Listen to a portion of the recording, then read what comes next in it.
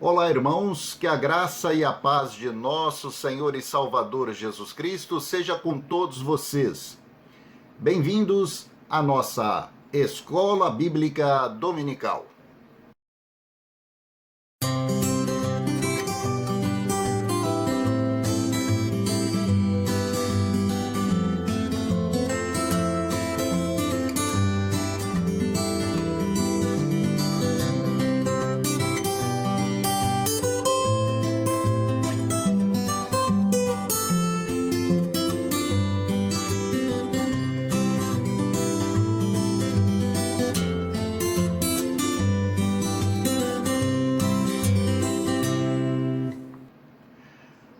Nós estamos no quarto trimestre de 2021 e hoje nós iniciamos uma nova série de estudos. O tema dessa nova série é Promessas de Deus. E hoje a lição de número 22 nos traz o título Caráter das Promessas de Deus. Amém? Antes de nós darmos início, feche os seus olhos e vamos fazer a nossa oração. Senhor, em nome de Jesus, nós viemos à tua santa presença em oração para te buscar. Fazemos a ti confissão dos nossos erros e falhas e pecados e clamamos, Pai, pelo sangue precioso que Jesus derramou naquela cruz e pedimos, Pai, perdoa os nossos pecados e nos conduza pelo teu Santo Espírito a essa aula que nós vamos ter. Desde agora, nós te agradecemos no nome de Jesus. Amém. Amém? Glória a Deus. Série Promessas de Deus, lição 22, Caráter das Promessas de Deus. Querido aluno e querida aluna, nesse último trimestre de 2021, estudaremos o tema Promessas de Deus. Trata-se de um estudo devocional, mas com grandes implicações teológicas relevantes à vida cristã. Desejamos que as grandes e preciosas promessas de Deus, promessas do Senhor, sejam abundantes na sua vida. Deus te abençoe. Amém. Nós todos, em nome de Jesus. Texto base desta lição está no livro do profeta Isaías, capítulo 55, versículo 11, que diz assim: Assim será a palavra que sair da minha boca. Ela não voltará para mim vazia, antes fará o que me apraz e prosperará naquilo para o que a enviei. Glória a Deus. Objetivos gerais dessa lição. Após essa aula, deveremos estar aptos a definir as promessas bíblicas, classificar as promessas divinas e descrever os propósitos das promessas divinas.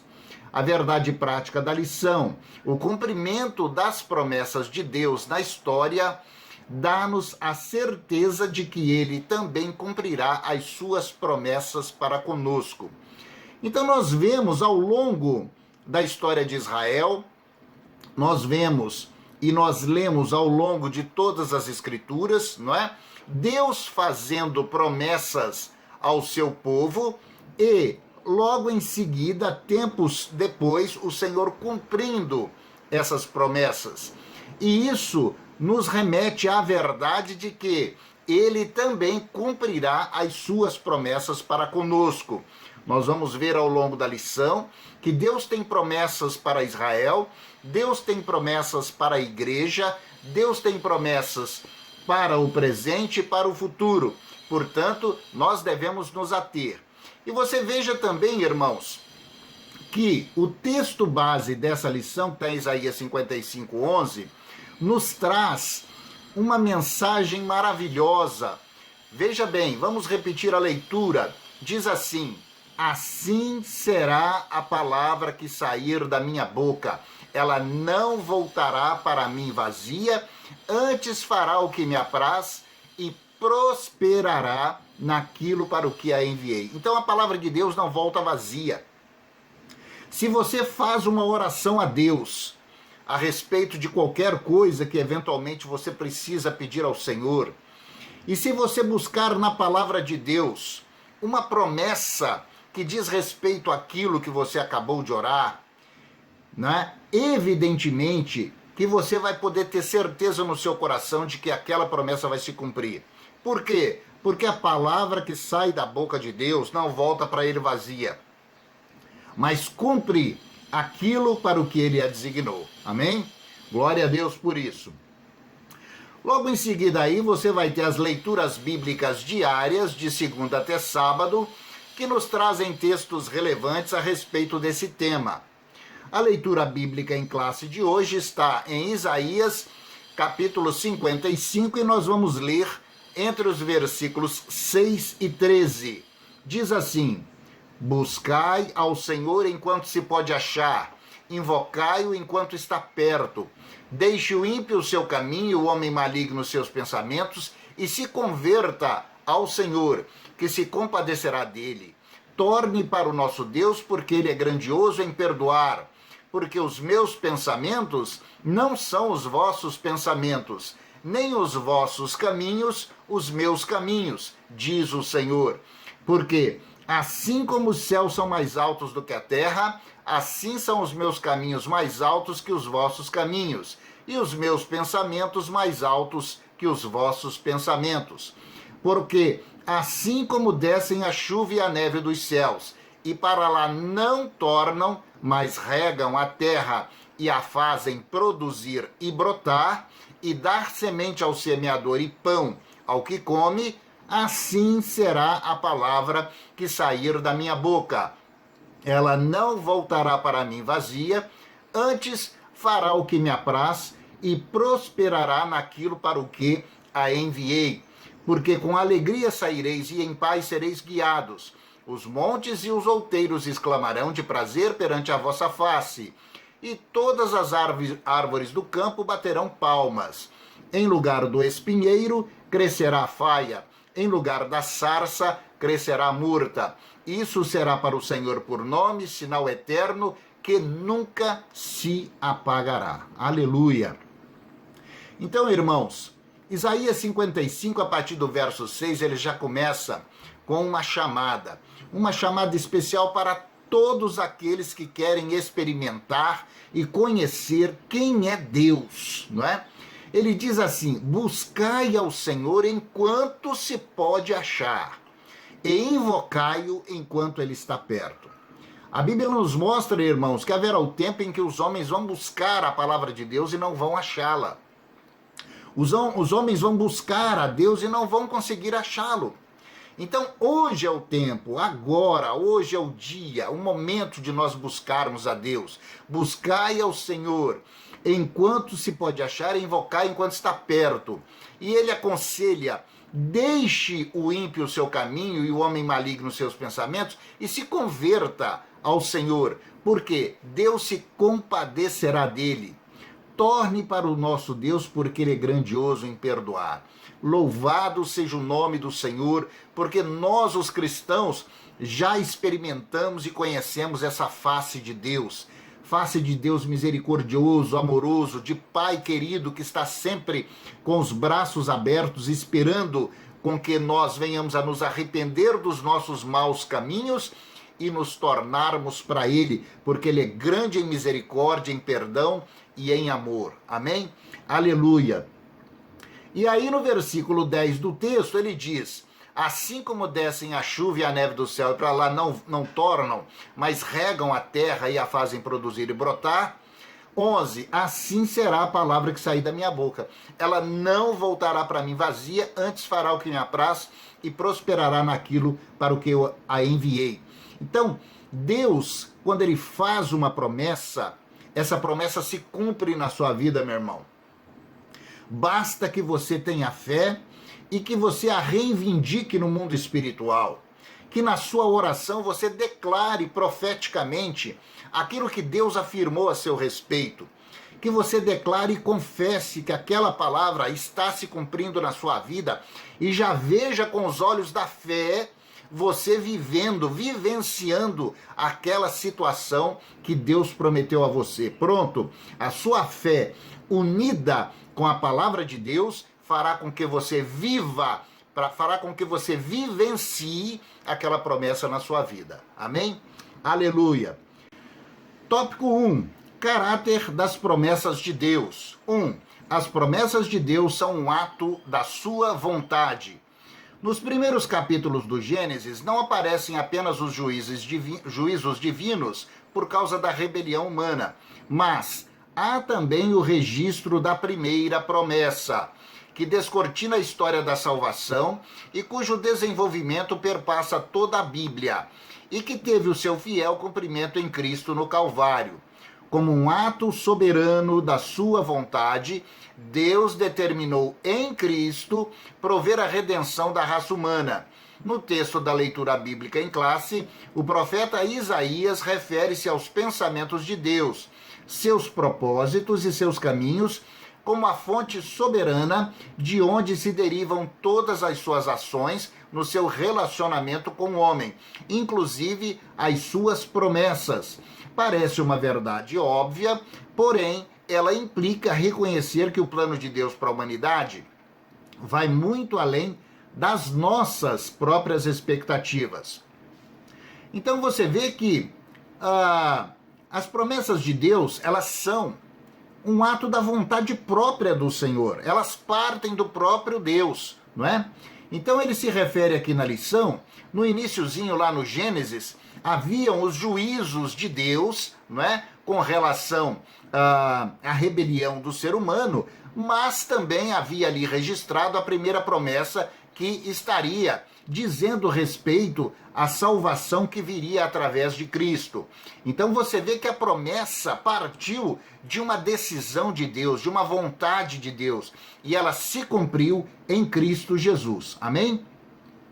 2. Classes de promessas de Deus. Certas promessas divinas são incondicionais, tais como a vinda de Jesus, o triunfo da igreja sobre os poderes malignos, o julgamento dos pecadores impenitentes e etc. Outras, porém, são condicionais em relação ao ser humano. Isso é o que está explícito nos versículos 6 e 7 do texto em estudo.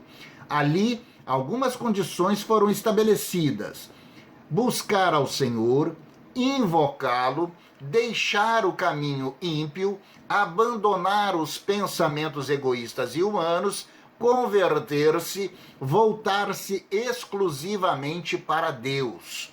Os que anseiam desfrutar das promessas devem, portanto, levar em conta a observância dessas condições, porque a parte do Deus eterno já foi feita. Então, você vê que na promessa do Senhor, ou nas promessas de Deus para a nossa vida, existem pré-requisitos, não é? Eu não vou simplesmente ficar sentado na minha cadeira, na minha poltrona em casa, aguardando que as promessas de Deus se cumpram na minha vida.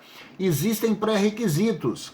Nesse caso, não é? O texto do profeta Isaías, ele nos conclama: buscar ao Senhor, invocar ao Senhor, deixar o caminho de impiedade, abandonar os pensamentos egoístas, não é? Converter-se do seu mau caminho e voltar-se para Deus.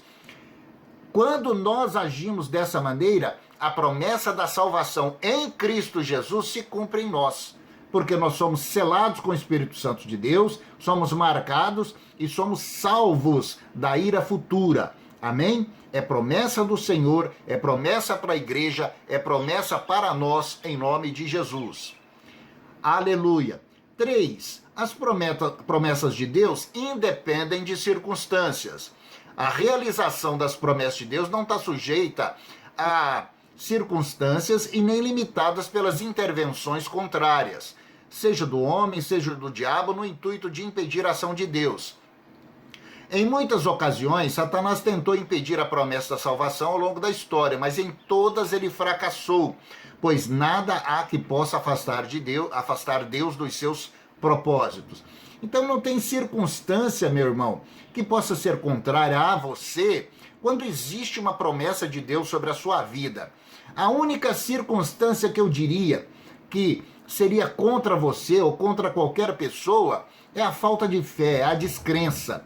Quando você não crê naquela palavra que Deus liberou sobre a sua vida, quando você não busca a Deus em oração, quando você não se converte, quando você não torna o seu coração para o Senhor, quando você não jejua, quando você não ora, quando você não clama diante de Deus e quando você não confessa com seus lábios aquilo que a palavra de Deus diz a seu respeito, aí não se cumpre.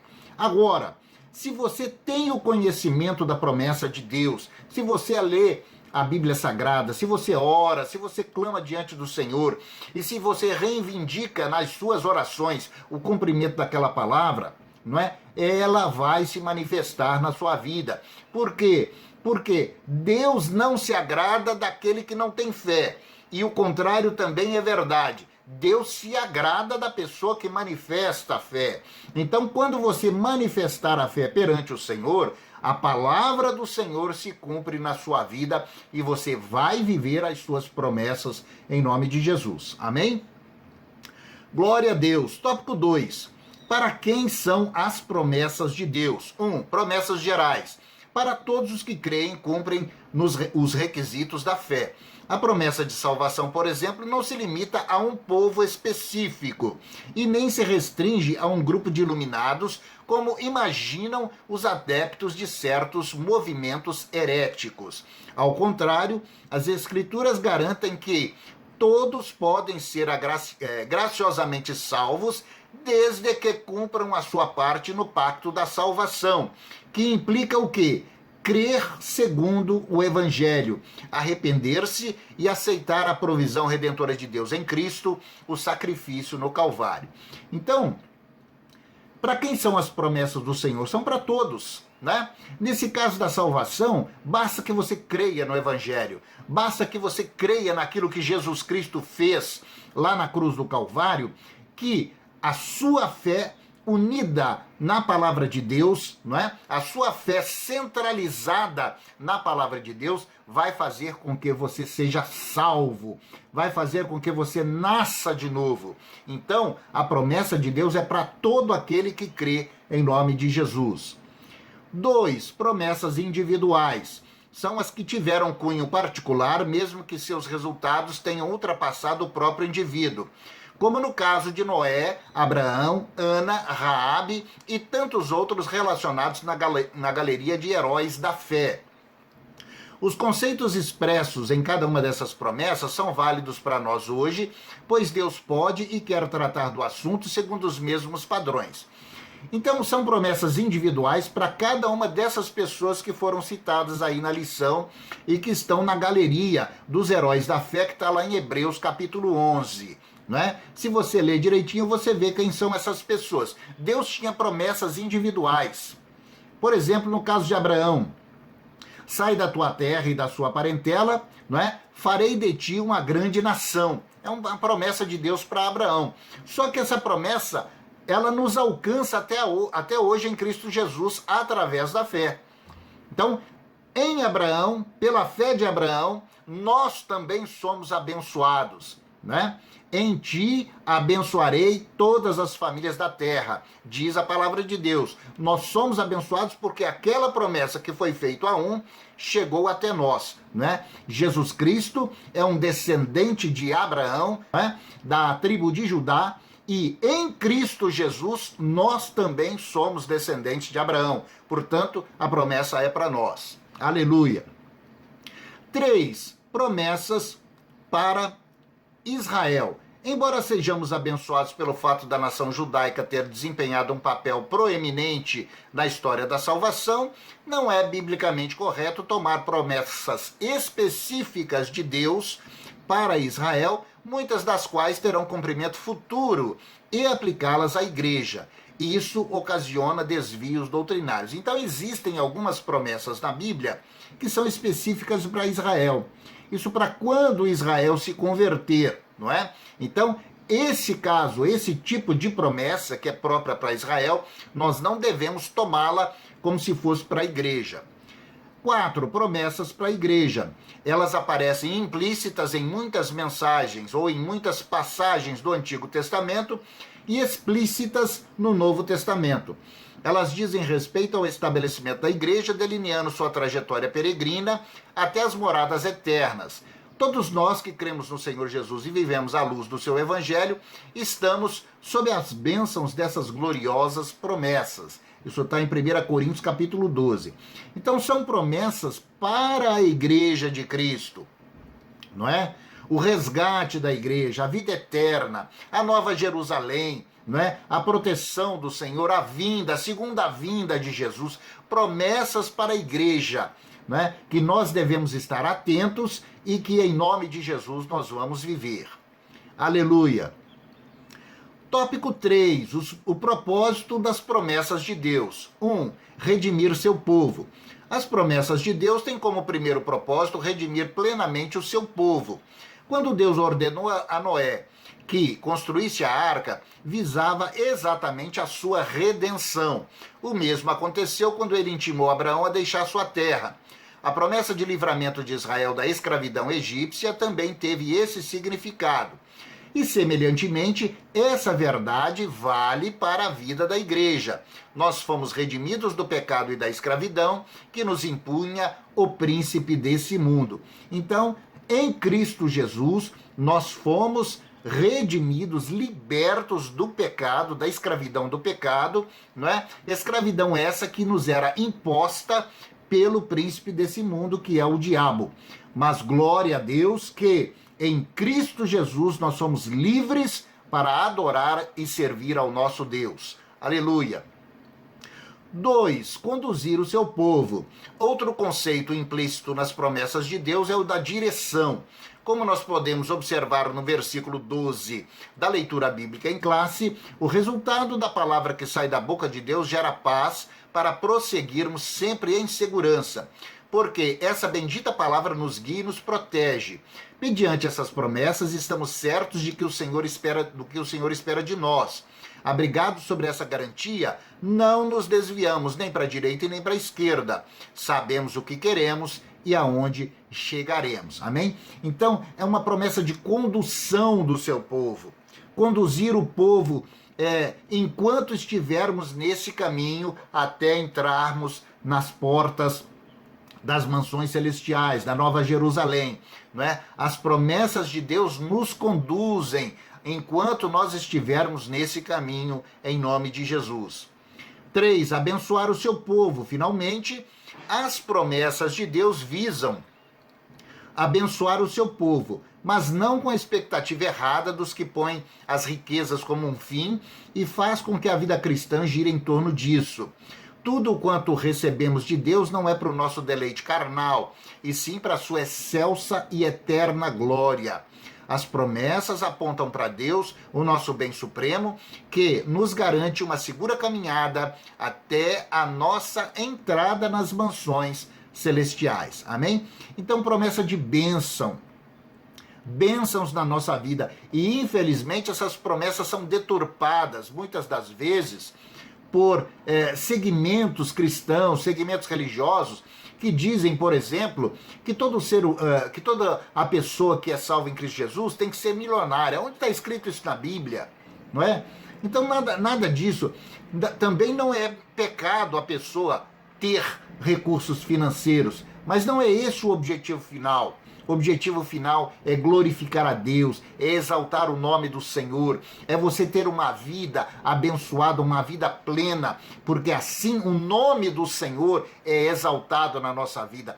Deus não é glorificado na fome, Deus não é glorificado na miséria, Deus não é glorificado na doença, Deus não é glorificado nos problemas desse mundo, mas Deus tem promessas de bênçãos na vida daqueles que creem, na vida daqueles que são igreja, ainda que a palavra do Senhor em nenhum momento afirma que todos os que estão em Cristo Jesus serão milionários. Isso não existe. Em nenhum momento a palavra de Deus diz isso. Mas ela tem promessas de bênção e de abundância na vida daqueles que creem. Nada absolutamente você terá falta enquanto você tiver fé no Senhor e enquanto você caminhar à luz das suas promessas em nome de Jesus. Amém? Glória a Deus. Conclusão: as promessas de Deus asseguram-nos que Ele sempre cuida de nós em qualquer circunstância. Ao mesmo tempo, precisamos compreender que essas promessas acham-se vinculadas a um pacto no qual há cláusulas a serem observadas por nós. Deus faz a sua parte, Ele espera que façamos a nossa e que entendamos as suas promessas à luz da sua soberania. Amém? Então, As promessas de Deus para a nossa vida, ela nos traz essa segurança de que Deus está cuidando de nós. Deus cuida de nós. Deus conhece a nossa vida. Deus conhece as nossas necessidades. Deus conhece aquilo que nós precisamos e aquilo que nós esperamos dele. E Deus tem prazer e alegria em nos abençoar, não é? Mas ele espera que nós entendamos que as promessas dele irão se cumprir na nossa vida, sempre direcionadas pela sua vontade, a vontade de Deus, que é soberana em todas as circunstâncias da nossa vida. Amém? Aleluia! Logo em seguida aí nós vamos ter os exercícios para refletirmos com aquele joguinho de perguntas e respostas para que nós possamos absorver o tema que nos traz essa lição de número 22. Amém? Glória a Deus. Vamos orar? Aí aonde você estiver, curve a sua cabeça e feche os seus olhos e vamos agradecer ao Pai. Senhor, em nome de Jesus, meu Deus, nós te louvamos, te bendizemos e te agradecemos por essa lição de hoje, Pai. Nós te louvamos por saber que nós temos promessas maravilhosas sobre as nossas vidas e pedimos a Ti que pelo Teu Espírito Santo o Senhor sempre nos conduza a estarmos tendo o conhecimento dessas promessas e a estarmos vivenciando o cumprimento de cada uma delas na nossa vida. Nós te pedimos e te agradecemos em nome de Jesus. Amém. Amém? Glória a Deus, meu irmão, glória a Deus, minha irmã. Louvado seja o nome do Senhor pelas suas promessas que sempre se cumprem nas nossas vidas. Louvado seja o nome do Senhor. Amém? Onde você estiver, erga suas mãos e receba a bênção apostólica. Que a graça de nosso Senhor Jesus Cristo, o grande amor de Deus o Pai, as ricas consolações do Santo Espírito da promessa, sejam agora e para sempre sobre você e sobre a sua casa. Eu te abençoo e te envio para que você viva as promessas de Deus em sua plenitude na sua vida. Que você tenha um bom final de semana e uma boa semana pela frente. Receba a bênção do Senhor, em nome do Pai, do Filho e do Santo Espírito de Deus. Amém. Amém. Glória a Deus, meu irmão e minha irmã. Semana que vem estaremos de volta com mais uma aula da nossa Escola Bíblica Dominical. Até lá e Deus te abençoe. Paz.